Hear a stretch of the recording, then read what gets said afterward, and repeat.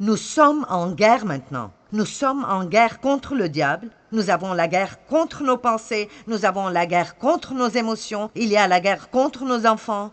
Il y a la guerre contre le concept et l'idée en entier de Dieu comme créateur. Partout où vous regardez, il y a la guerre contre tout ce qui est bon et moral et droit.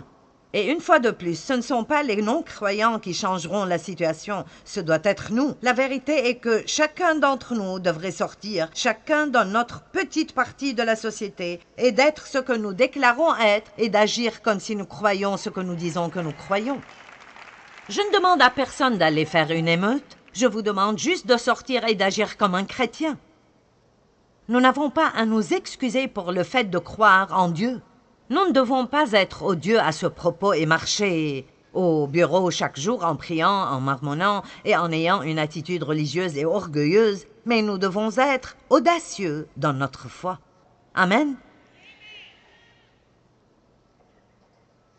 On est en guerre. Les armes de notre guerre ne sont pas charnelles, mais elles sont puissantes pour la destruction des forteresses. Nous sommes dans une guerre morale aujourd'hui. Laissez-moi vous poser une question. Où sont les Daniel, les Shadrach, les Meshach et les Abednego? Où sont les Esther et les Ruth et les gens comme ça?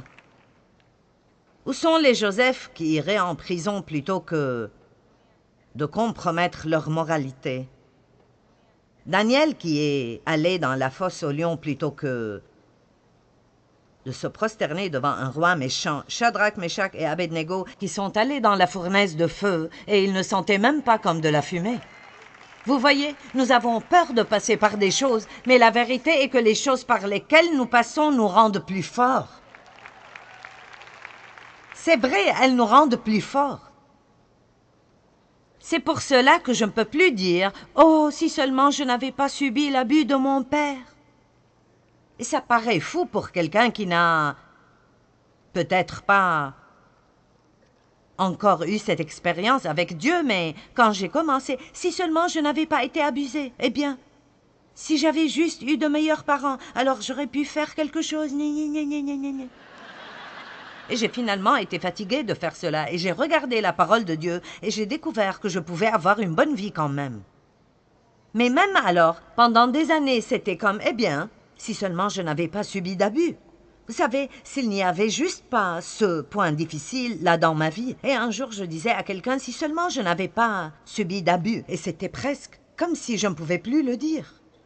Ce n'était plus juste du tout. Et j'ai arrêté et j'ai pensé, tu sais quoi?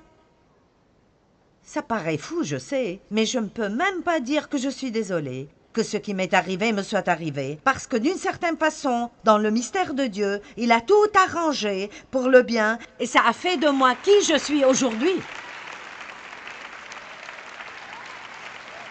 Dieu fait concourir toutes choses au bien.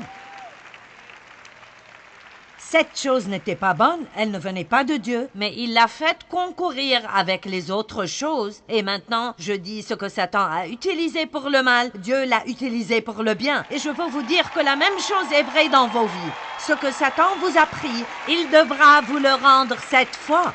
La chose qu'il vous a faite, vous allez vous retourner et faire du bien à cause